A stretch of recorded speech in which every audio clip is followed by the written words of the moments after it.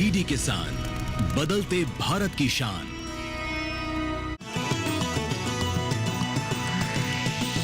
DD किसान, बदलते भारत की शान।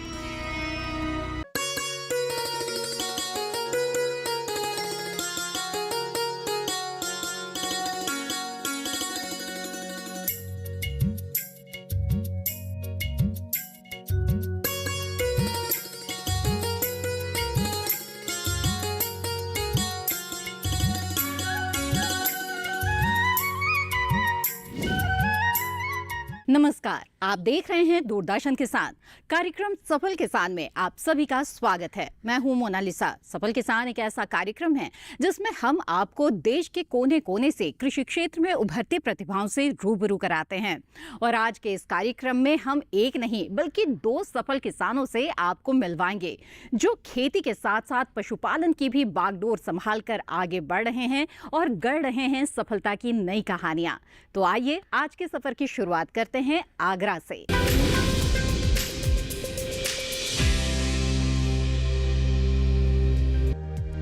क्या आप कभी आगरा गए हैं? और अगर गए हैं तो विश्व प्रसिद्ध ताजमहल तो देखा ही होगा, लेकिन क्या आप जानते हैं कि इस व्यवस्थित शहर के आसपास ऐसे गांव भी हैं जो शहर की आपाधापी से दूर हैं, जहां हरे भरे खेत हैं, गांव की तंग गलियां और सुकून है। हो भी क्यों ना, आगरा की अर्थव्यवस्था कृषि आधारित है, जहां गेहूं, धान, बाजरा, सरसों और आलू जैसी फसलें प्रमुख हैं। खासकर आलू उत्पादन में ये जिला अग्रणी है। हमारे आज के पहले सफल किसान आगरा से आते हैं, जो करीब 20 एकड़ जमीन में खेती कर रहे हैं। उनकी उम्र को देखकर अंदाजा नहीं लगाया जा सकता कि वो साल 1976 में बीएससी की पढ़ाई कर चुके हैं। इतना ही नहीं, वो अपने गांव में 3 बार प्रधान के पद पर भी सेवाएं दे चुके हैं। इस समय वो अपने खेतों में धान, गेहूं, आलू की फसलें लेते हैं। मेरे पास 20 एकड़ करीब जमीन है और मैंने सन 76 में बीएससी बिचपुरी से की थी। अब मैं अपनी खेती कर रहा हूँ। मेरे यहाँ धान, गेहूँ और आलू यही फसल ज़्यादातर होती है। आगरा में रबी की फसलों की बात करें तो यहाँ गेहूं, चना, मटर, सरसों, आलू, जौ हैं, जो सर्दियों में बोई जाती हैं तो गर्मियों में काटी जाती हैं। हमारे सफल किसान बताते हैं कि यहाँ बारिश बहुत अच्छी होती है, इसलिए ज्यादातर किसान खरीफ में केवल धान की फसल ही लगाते हैं। मेरे यहाँ रबी में आलू और गेहूँ और थोड़ी सी सरसों, अपने घर लायक सरसों करते हैं, और खरीफ में पूरे क्षेत्र में हम धान करते हैं। और क्योंकि हमारा क्षेत्र ज़्यादातर वर्षा अच्छी होती है तो यहाँ पानी भरा रहता है और कोई फसल हमारे यहाँ हो नहीं पाती है।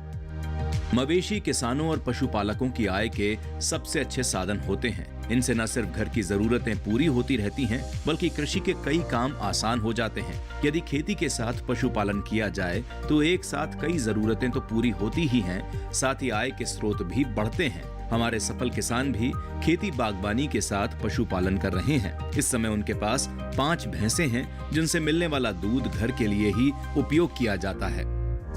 मैं खेती के साथ साथ पशुपालन भी करता हूँ। मेरे पास 5 भैंसें हैं, लेकिन दूध मैं इसे बेचता नहीं हूँ। परिवार मेरा बड़ा है, 22-24 आदमी का परिवार है। मैं अपने घर में अपना इसे यूज़ करता हूँ। और बागवानी की 4-6 पेड़ आम के लगे रखे हैं, और कोई ज़्यादातर मेरे यहाँ और कोई फसल हो ही नहीं पाती है।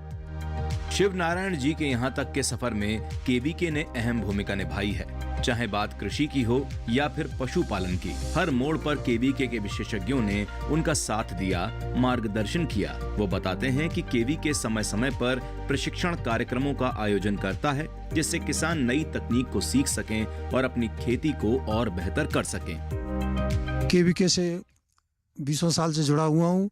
केवीके हमारे यहाँ डॉक्टर जो होते हैं वो सब लोग आते जाते रहते हैं। प्रशिक्षण भी दिलवाता हूँ गांव में। मिट्टी जांच की भी प्रशिक्षण मैंने दिलवाए। मिट्टी जांच की लेबोरेटरी बुलाई थी, उसमें मिट्टी भी जांच कराई है।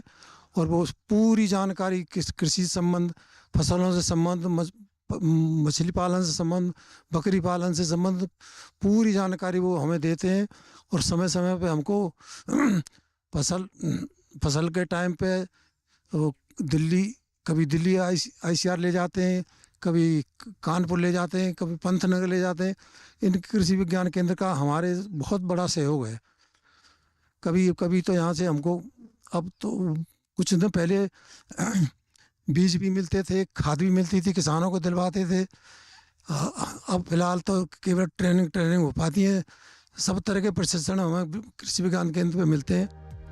हमारे सफल किसान मानते हैं कि खेती अपने आप में कई तकनीकों को शामिल किए हुए है। अगर किसान एक भी चरण में देर कर दे तो उसका सीधा असर उत्पादन पर पड़ता है। अगर रबी फसलों की समय से बुआई की जाए तो जड़ों का विकास मजबूत होता है, फसल की बढ़वार अच्छी होती है और कीट व रोगों का प्रकोप कम होता है और उपज ज्यादा मिलती है। हम सब किसान भाइयों को कहते हैं कि 3-4 चीज़ खेती में बहुत आवश्यक है। पहली तो समय से बुवाई हो। समय से बुवाई के बाद हमें पौधों की थिकनिंग बहुत ज़रूरी है, यानी पौधे से पौधे की दूरी, लाइन से लाइन की दूरी पैदावार में बहुत बड़ा प्रभाव डालती है। समय से ही खाद, समय से पानी अगर देंगे तो पैदा वास्तव में जो होनी चाहिए वो मिल जाती है। अब हम लोग क्या करते हैं, ज़्यादातर हमारे गांव के किसान हाई यील्ड वैरायटी लगाते हैं और उन्हें लेट लगाते हैं। लास्ट नवंबर या दिसंबर तक बुवाई होती है, क्योंकि बरसात वाला क्षेत्र, पानी भराव का क्षेत्र, तो वो अच्छी पैदा इसलिए नहीं ले पाते क्योंकि हाई यील्ड वैरायटियों को टाइम चाहिए। 25 अक्टूबर से लेकर 5 नवंबर तक हाई यील्ड वैरायटी बो देनी चाहिए। और ढंग से खाद, पानी, तीनों चीज़ हमारे यहाँ ज़रूरी हो गई हैं। NPK तीनों अगर संतुलित मात्रा में देंगे तो पैदा वास्तव में बढ़ जाएगी। हाँ, यही मेरे किसानों से कहना है। एक ही खेत से लगातार मुनाफे के लिए आजकल किसान समन्वित खेती अपना रहे हैं। समन्वित खेती में सिर्फ खेती नहीं आती, बल्कि इसमें पशुपालन, मुर्गी पालन, बतख पालन, मछली पालन, मधुमक्खी पालन जैसे काम भी शामिल हैं। कुल मिलाकर खेत और उसके चारों तरफ एक ऐसा सिस्टम तैयार करना जिससे आय मिलती रहे।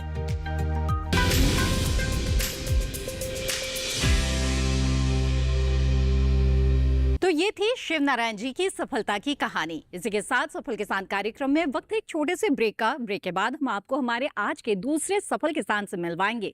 बने रहें हमारे साथ।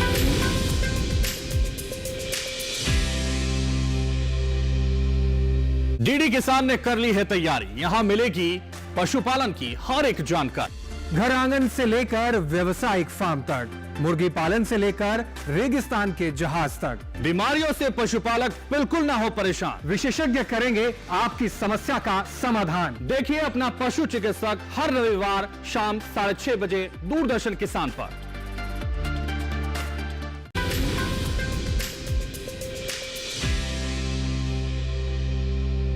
ब्रेक के बाद आप सभी का फिर से स्वागत है। आप देख रहे हैं सफल किसान। आइए कार्यक्रम में आगे बढ़ते हैं और मिलते हैं हमारे आज के दूसरे सफल किसान से। विजय सिंह मीणा राजस्थान के करौली जिले से ताल्लुक रखते हैं। आइए देखते हैं कि पशुपालन के जरिए ये किस तरह से कामयाबी की इबारत लिख रहे हैं।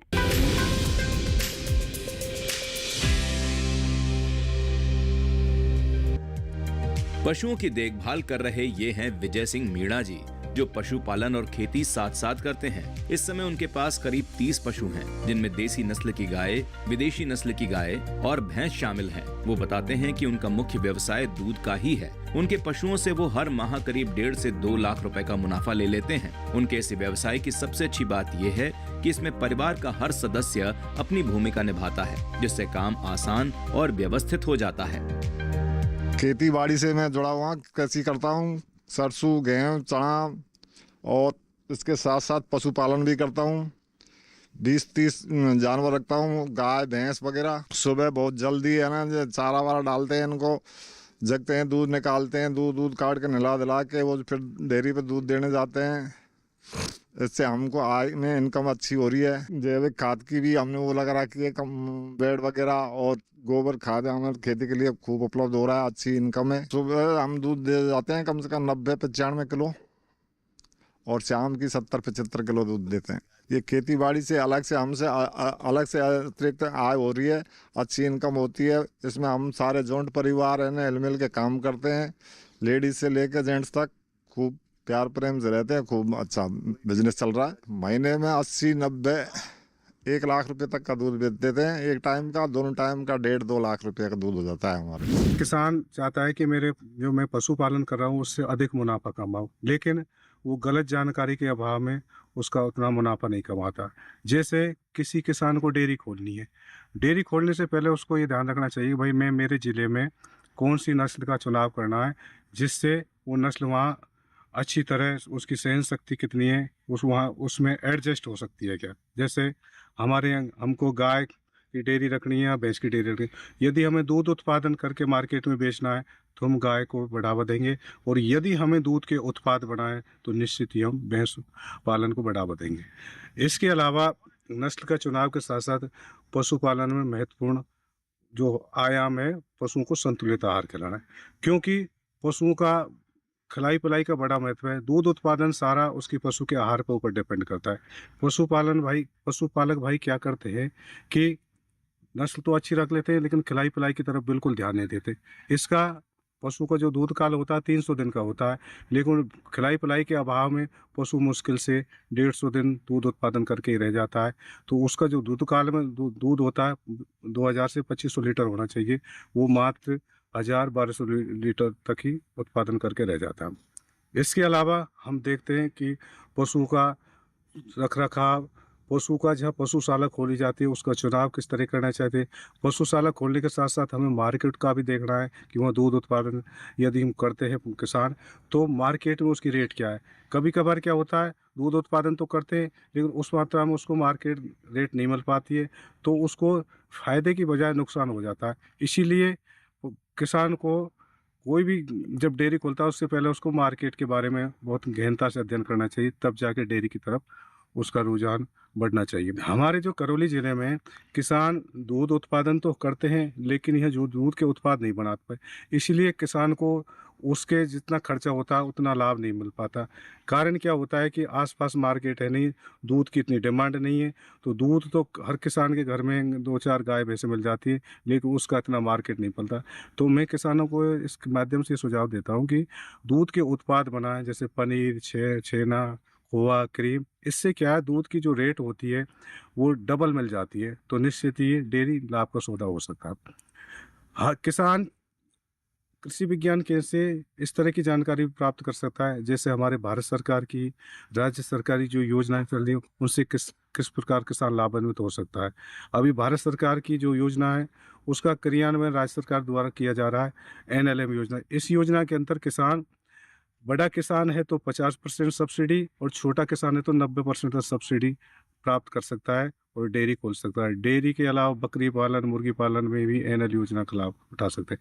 इसके अलावा राज्य सरकार के द्वारा भी इसको बढ़ावा मिल रहा है। राज्य सरकार के माध्यम से मुख्यमंत्री दुग्ध संबल योजना चल रही है, जिसमें जो दुग्ध उत्पादक जो किसान हैं उनको 5 रुपये लीटर की सब्सिडी मिलती है दूध उत्पादन पर, 1 लीटर दूध उत्पादन, जिससे वो लाभ कमा सकते हैं।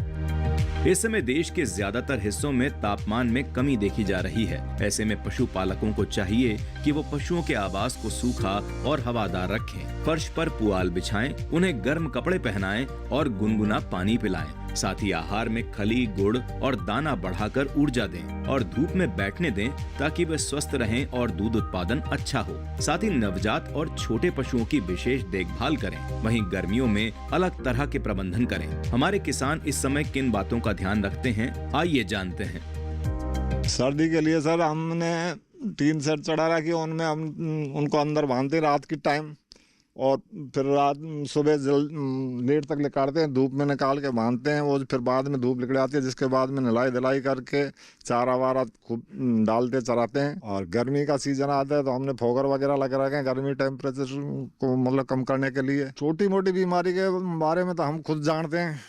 हाँ, और जैसे ज़्यादा ही सीरियस बीमारी हो जाती है तो डॉक्टर है हमारे यहाँ, थोड़ा भी पशु चिकित्सालय है, वहाँ से डॉक्टरों को बुला लेते हैं, आ जाते हैं यहीं। और फिर राजस्थान सरकार ने वो चला रखी है एक योजना, वो 1961 वाले पे फ़ोन करते हैं, डॉक्टर घर पे ही आ जाते हैं। राजस्थान सरकार पशुपालन को सुगम बनाने के लिए कई तरह की योजनाएं चला रही है, जिसका फायदा पशुपालन शुरू करने से लेकर पशुओं के स्वास्थ्य को सुनिश्चित करने में लिया जा सकता है।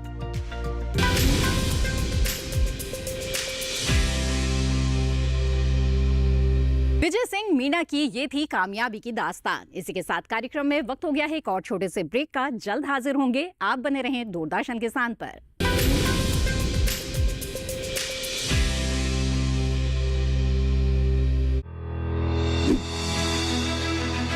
मशीनों के दौर में जी रहे हैं हम। काम को बेहतर और आसान बना रही हैं मशीनें। खेती को दे रही है नई ऊंचाइयां, किसान के लिए है वरदान।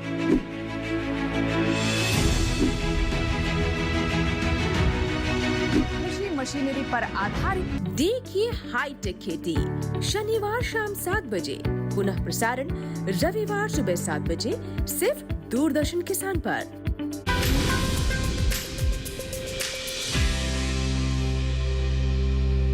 ब्रेक के बाद आप सभी का फिर से स्वागत है। आप देख रहे हैं सफल किसान कार्यक्रम। आइए अब आगे बढ़ते हैं और मिलते हैं हमारे आज के कुछ विशेषज्ञों से।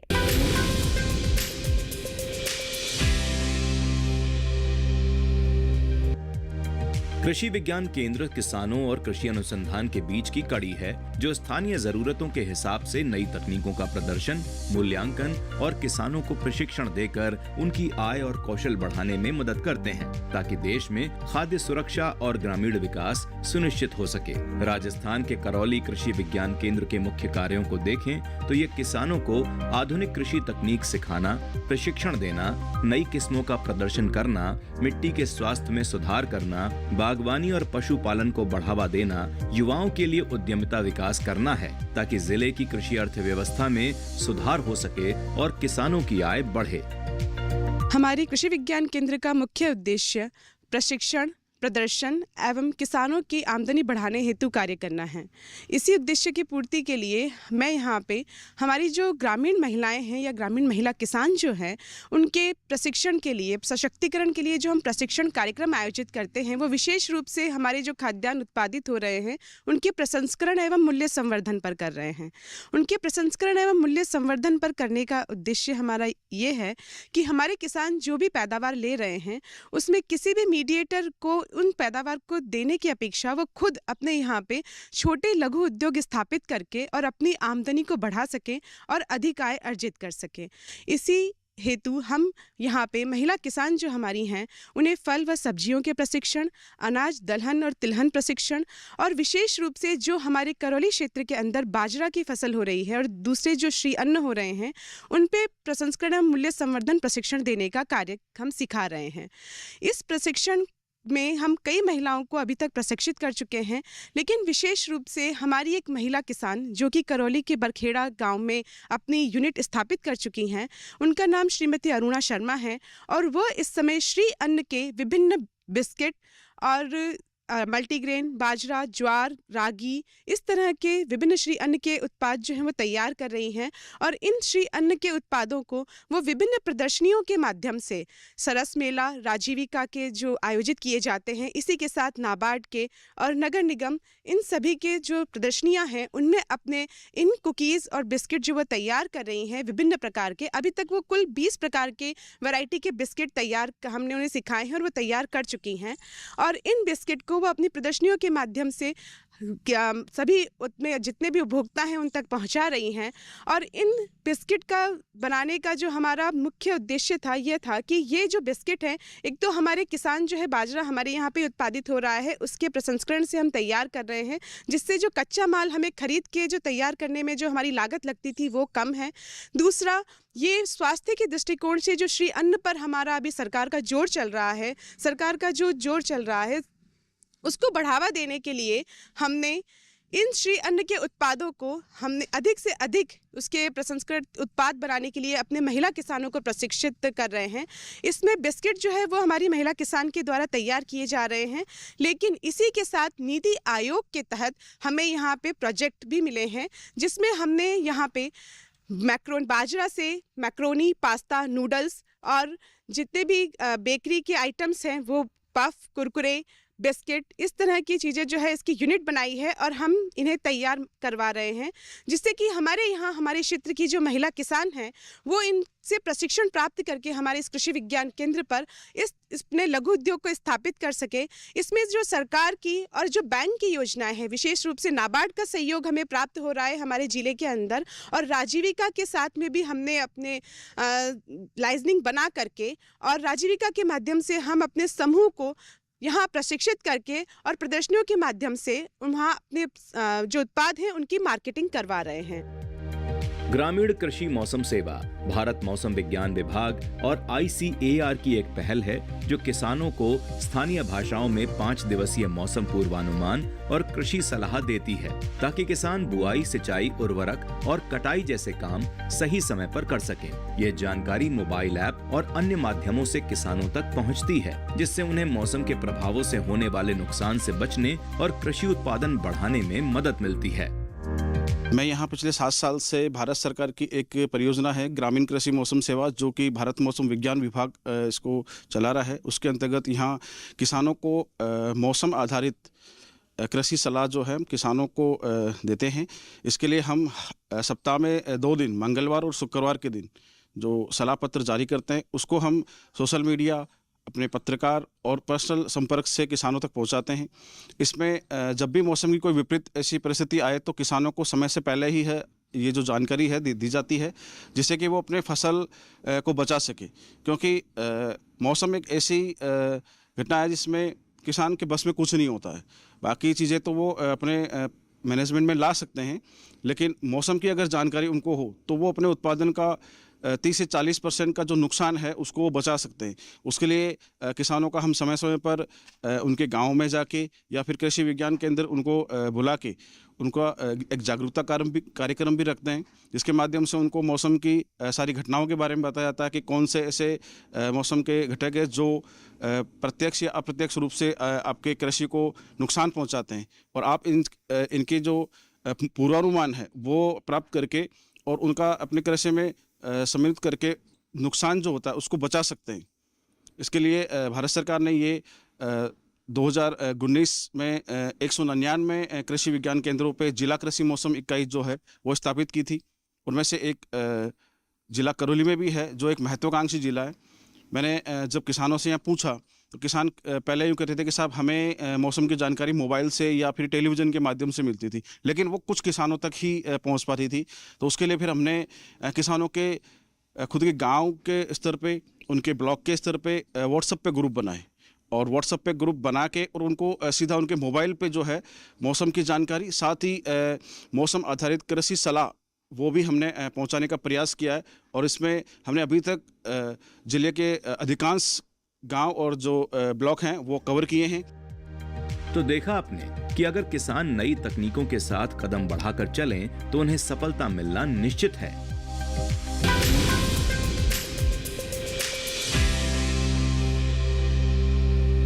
आज के इस कार्यक्रम में आपने जाना कि किस तरह से हमारे जो सफल किसान हैं वो खेती के साथ साथ पशुपालन को भी अपना रहे हैं और इसकी वजह से कामयाबी की नई इबारतें लिख पा रहे हैं और दूसरे किसानों को भी प्रेरणा दे रहे हैं।